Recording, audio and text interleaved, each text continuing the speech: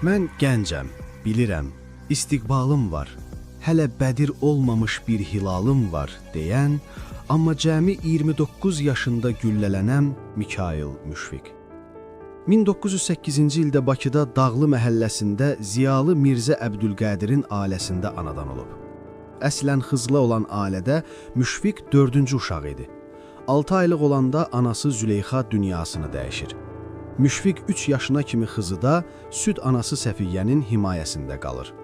6 yaşı olanda 46 yaşlı atası da dünyasına dəyişir. Bundan sonra uşaqların çətin günləri başlayır. Müşfiq küçədə siqaret satır. Şeirə maraqlı olduğu üçün şeirlər deyirdi.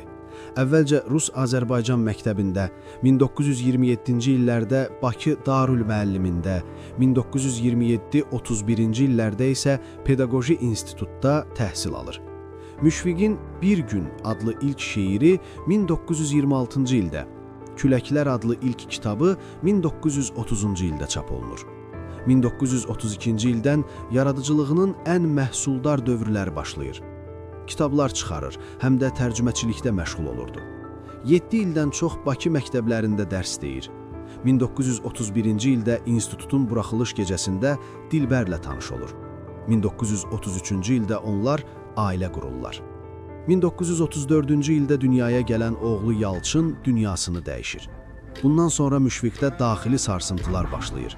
Çətin günlərdə ona dostları dəstək olur. 1929-cu ildə tarın bir musiqi aləti kimi öyrənilməsi ləğv